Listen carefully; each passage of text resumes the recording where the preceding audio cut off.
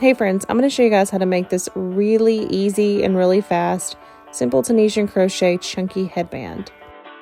This headband is one of my current favorite patterns. If you're a crocheter, Tunisian crochet is absolutely easy to pick up, and if you're a knitter, it's also easy. I'm going to be using Malabrigo Rasta and Porino for the color, and then I'm going to be using a Denise Tunisian crochet hook. Now, we do sell these in full kits, but we also just ordered a custom set from them to go along with our kits for this, and you can buy these individually, and this company is the best company ever, you guys.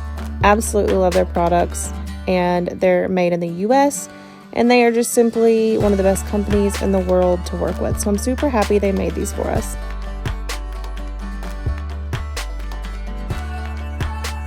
We're going to be starting our pattern with a basic slip knot on our hook, and we're going to make a very long chain of 36 stitches. Now this is for an average female adult head. If you want to make a child's headband or a youth, I've been doing 31 stitches and it works perfectly for youth and toddler. Once you've completed your chain, flip it over to the back. You're going to notice these little bumps on the back. We're going to be going back into those bumps. It's very important that you do this because the edging will not look correct if you do not. So go in that first bump, yarn over, and pull through one. We're going to leave this on your hook. Go in the second bump, yarn over, pull through, leave it on your hook. You're going to do this all the way down until you get to the very end, and I'll meet you back there.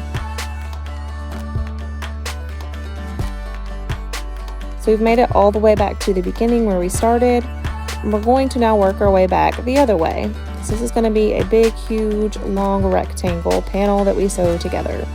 So for the first one on the return pass, you're going to yarn over and you're going to pull through just one. Now this only goes this way for the very first stitch on your return pass. Pull it down on your hook and give it a nice tight tug. This is going to be important so you don't have any gappy holes when we're sewing it closed. So yarn over and pull through 2 stitches this time.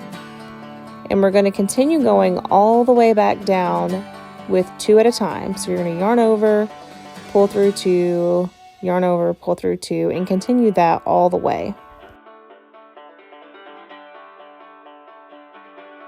We've arrived at the very end. We have 2 stitches remaining. We're going to yarn over and pull through those 2. So this is what it looks like so far. It kind of looks like nothing, but I promise it will very soon. We have these vertical bars going up and down, as you will see. One's kind of on the back and one's kind of on the front. So to go back through for our next row, we're going to skip the first one. Always skip that first one, and you're going to go into the second one. So skip this one, go into the second one. You're going to go into the front of the stitch only, and then you're just going to go through there. You're going to yarn over. You're going to pull through just that one stitch, and then pull it up. So going through the front loop, yarn over, pull it through, and leave it on your hook. You're going to continue doing this all the way back down, and I will meet you at the other end. We're back at the end, and I wanted to slow this down a little bit to make sure you guys could see what I was doing. Just be sure to pay attention really closely towards the end to be sure that you're grabbing the right stitches, you're not missing any, etc. So this second to the last one is actually one of the vertical bars. So we are going to crochet into that one just like we have the others. And then you're going to do the same just like you did before. Yarn over and then pull through one. So on this last stitch here, you kind of have to pull it forward. And you'll see there's like 2 pieces of yarn that are kind of sandwiched together. You're going to go in both of those pieces. And just make sure that it's going through both and kind of rotate them towards you a little bit. Go through those, and then we're going to do the same thing that we did with that first row that I showed you guys. So you yarn over, and then you're going to pull through one. In this case, it's those 2 stitches because they're together. So you're just going to pull through, and then you're going to slide it back down onto your hook. And then from here, it's business as usual, just as the first row that I showed you. Tighten it up, yarn over, pull through 2 loops, and then you're going to do that all the way back down to the end. If you're making an adult's headband, I recommend crocheting up until you can see 5 vertical rows. So that is how I know when to stop. I don't really count anything. When I get back to the end of a row after doing a return pass, I just count my vertical bars. And once I have 5 vertical bars, I know that this is good to go for an adult headband. If you're doing a child's headband, I stop at 4 rows, but that's totally up to you how wide you want it. So to close, same thing, we're going to go into the second stitch, not the first. Then we're going to yarn over and pull through, but this time, instead of keeping it on your hook, pull through the previous stitch. And we're going to do this all the way across. You're going to go through, yarn over, pull through both of the stitches on your hook. Now this is going to close up that gap, and it is also going to give you a nice finished edge on your headband. So go ahead and do this all the way down, and I'll meet you at the end. We are at the end, and as always, slow down, pay attention, and make sure you don't miss anything. I just crocheted that last vertical bar, and then we're going into the very end, 2 stitches together. We're going to yarn over, pull through, and then pull through again. I'm going to go ahead and cut my yarn. I usually do from my fingertip to my elbow, and then from my fingertip halfway up to my elbow. That's about how much I cut. I know that's not in inches, but that's just how I do it. So then just pull through that very last loop and tighten up that stitch and straighten it out a little bit, and you're ready to go. When you're finished, you're likely going to have a little bit of curling, which is normal, and with this pattern, it actually doesn't curl at all once you're finished. I just tug on it sideways, and it just pulls everything nice and even and flat, and then the curling isn't an issue once you get it completed and laid out. Now we're going to sew our ends together. And I finally, after a lot of trial and error, landed on this method here. This is the seam. I mean, you can definitely see it, but it is the one that I found to be the cleanest and less gappy. So on the left side with the finished edge, if you'll notice, there's these stitches right here, and it kind of looks like a V. And we're going to be going into the center of the bottom of that V in each one. And I'm pointing this out because it's going to be kind of hard to see once we overlap.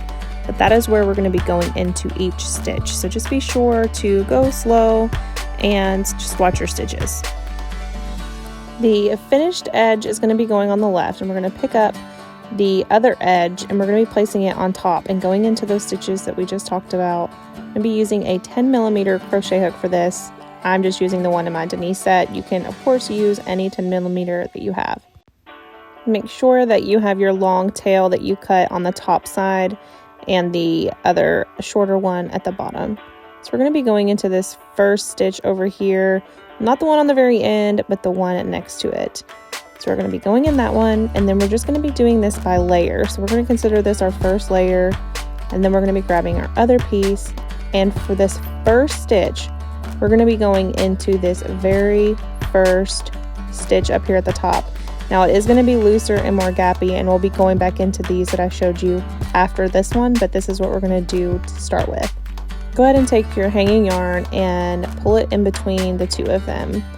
And then once you have it sandwiched between, pull it around the back side, grab your yarn, and then we're going to pull through the back layer, both loops, and then we're going to pull through the front layer. And we're going to make it a little bit snug, and this is going to be crocheted all the way down and make a nice pretty seam when we're finished. Now in the front, I didn't show you slowly like the other side how to go in the stitches because it's not as hard, but you're just going to go into the first noticeably larger hole in the front side with that other piece of yarn still on your hook, and then we're going to be grabbing the back one after we go into this V.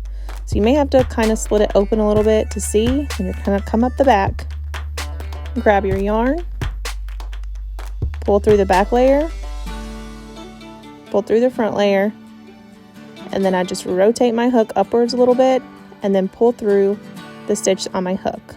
So that's our first one. And we're going to go all the way down. I'm going to do a couple for you again just so you can see. Go into that first V stitch, not the very edge one. We're going to go through the bottom of that V, through the back, grab your yarn, pull through layer 1, pull through layer 2, rotate your hook, and pull through. I'm going to go ahead and do the rest of them. I will continue to play this part for you guys because it is kind of tricky, and I'll meet you at the bottom.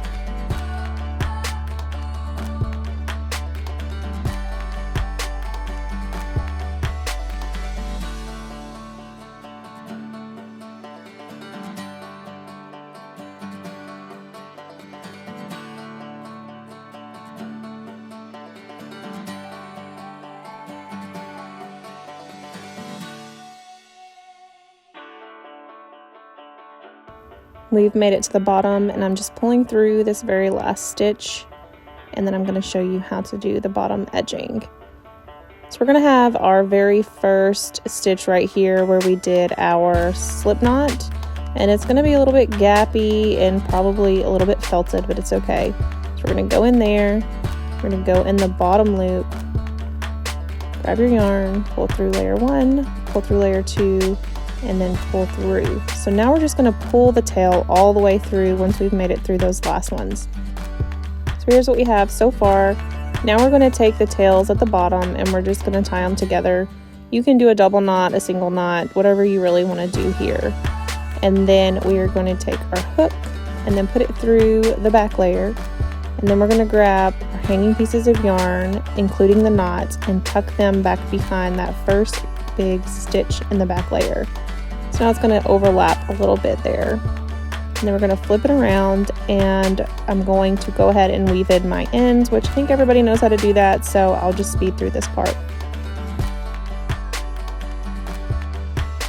And that's basically it. I just give it a good stretch in all directions to make sure the stitches are nice and even and laying flat. And I thought this would be really cute if you folded it in half and you had like a nice little stack if you're doing a show or something like that. I just thought that would be really cute to have them layered. This is how much yarn is left over after making 2 adult headbands. Not quite enough for another headband, but you can get 3 youth headbands out of one skein. Feel free to check out our kits at angieandbritt.com. We sell the Rasta yarn, and we also sell the single hooks. We sometimes run out of Rasta, so you just have to check and see what our current inventory is. I did want to let you guys know that we also sell the Denise hook full kits, so this is great if you want to buy a whole set. That's it. I hope you guys enjoyed this tutorial. Please let me know if you have any questions.